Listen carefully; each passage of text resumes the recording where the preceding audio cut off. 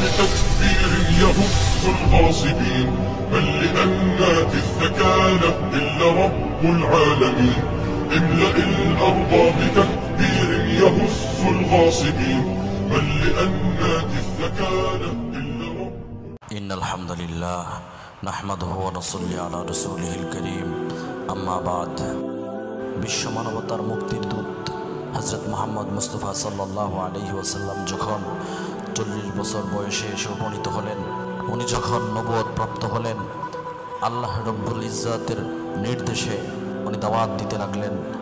দাওয়াত দিলেন আম্মাজান খাদিজা রাদিয়াল্লাহু আনহাকে।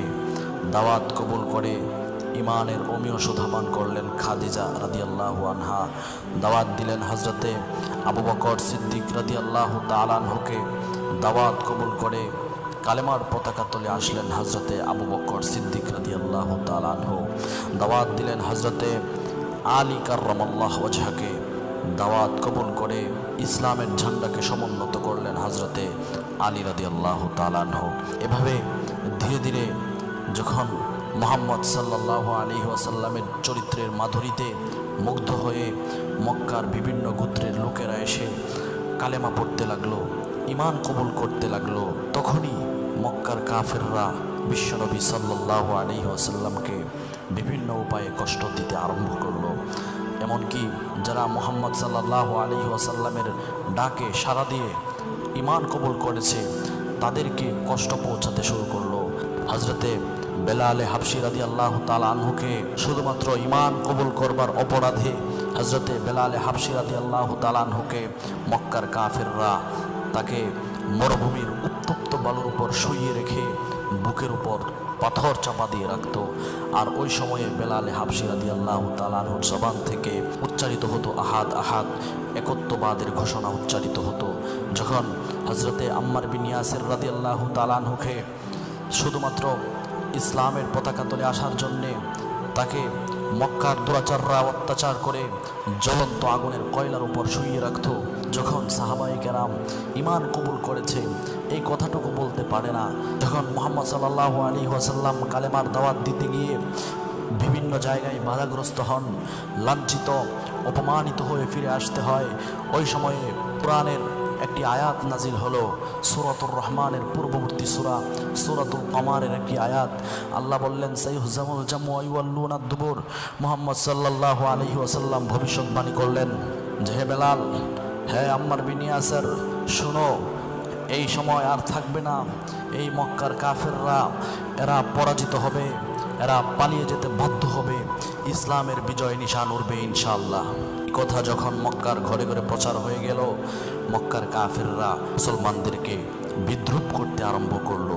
তারা বলতে লাগলো যে আজকে যে মুসলমানেরা তাদের ব্যক্তি পরিচয় দিতে পারে না আমাদের ভয়ে, তাদের কোরআন নাকি বলে তারা নাকি একদিন বিজয়ী হবে, আমরা নাকি পরাজিত হব। এমন গাঁজাখুরি কথা কখনো বিশ্বাস করা যায়? এভাবে বলে মক্কার মুসলমানদেরকে উপহাস করত তারা। কিন্তু আজকের ইতিহাস কি বলে? আল্লাহর নবী সাল্লাল্লাহু আলাইহি ওয়াসাল্লাম এই ভবিষ্যৎবাণী করলেন। এই ভবিষ্যৎবাণী করার পরে বেশি দিন অতিক্রান্ত হওয়া লাগে নাই, নবী সাল্লাল্লাহু আলাইহি ওয়াসাল্লাম হিজরত করে মদিনায় গিয়েছে। মাত্র 2টা বছর অতিক্রান্ত হলো।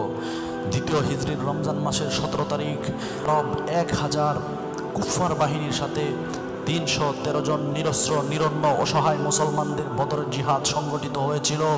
সেই জিহাদে আবু জাহাল, উকবা, শাইবা, উকবাতুন নাবি, মুয়াইদ, ওয়ালিদ ইবনে মুগীরা সহ সমস্ত বর্বর কাফেররা তারা ধ্বংসপ্রাপ্ত হয়েছিল। বেলাল হাবশীর হাতে উমাইয়া ইবনে খালফের পতন ঘটেছিল।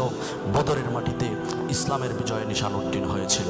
ভাইরা আমার, আজকে যখন আমরা বিশ্বের মানচিত্রের দিকে তাকাই তখন দেখি গোটা পৃথিবীতে আজকে মুসলমানরা নির্যাতিত, নিপীড়িত, নিষ্পেষিত। গত কিছুদিন পূর্বেও আরাকানের মুসলমানদের ঘর বাড়িগুলো জ্বালিয়ে দেওয়া হয়েছে, এমনকি টিনের চালের উপর তাদেরকে বেঁধে রেখে ঘরের ভিতরে আগুন ধরিয়ে দেওয়া হয়েছে। এদিকে যান সিরিয়া, ইরাক, বাগদাদ, তিখরি, গোটা মধ্যপ্রাচ্যে আজকে মুসলমানদের রক্ত নিয়ে হোলি খেলা হচ্ছে। ফিলিস্তিনে এখনো পর্যন্ত মুসলমানদের রক্ত ঝরছে। গোটা পৃথিবীর এই করুণ অবস্থা যখন আমরা দেখি তখন একজন স্বাভাবিক মুসলমান হিসাবে আমাদের হৃদয়ে রক্তকরণ হয়, হতাশা আমাদেরকে ঘিরে ধরে। আর এই সব হতাশার ঘোর অমানিসাকে ভেদ করে আমি আল্লাহর রাসূলের একটা ভবিষ্যৎবাণী আপনাদেরকে শোনাতে চাই। আল্লাহ রাসূল সাল্লাল্লাহু আলাইহি ওয়াসাল্লাম বলেছেন, লা ইয়াবকা আলা যহরিল আরদি বাইতু মাদারিন ওয়ালা ওয়াবারিন ইল্লা আদখালাহুল্লাহুল ইসলাম। এই পৃথিবীতে কোনো একটা জমিন বাকি থাকবে না, চাই সেটা মরুভূমিতে কোনো বেদুইনের তাঁবু হোক বা শহরের পাকা দালান হোক, প্রত্যেকটা ঘরের ছাদের উপর কালেমার পতাকা উড়বে ইনশাআল্লাহ। প্রতিটা ঘরের উপর ইসলামের বিজয় নিশান উড়বে। আমেরিকার ওয়াশিংটনের হোয়াইট হাউসের উপর কালেমার পতাকা উড়বে। চায়নার পিকিংয়ের রাজপথে আল্লাহর বরত্বের জয়গান উচ্চারিত হবে। দিল্লির লাল কেল্লা আবার কোরআনের শাসনের অধীনে আসবে ইনশাআল্লাহ। আল্লাহর নবী সাল্লাল্লাহু আলাইহি ওয়াসাল্লাম যতগুলো ভবিষ্যৎবাণী দিয়ে গেছেন সবগুলো ভবিষ্যৎবাণী অক্ষরে অক্ষরে বাস্তবায়িত হয়েছে। আর একটা মাত্র ভবিষ্যৎবাণী বাস্তবায়িত হতে বাকি আছে। আমরা সেই ভবিষ্যৎবাণী বাস্তবায়ন করার লক্ষ্যে প্রস্তুতি গ্রহণ করব। আল্লাহ রাব্বুল আলামিন যেন আমাদেরকে সেই তৌফিক দান করেন। ওয়া আখিরু দাওয়ানা আনিল হামদুলিল্লাহি রাব্বিল আলামিন।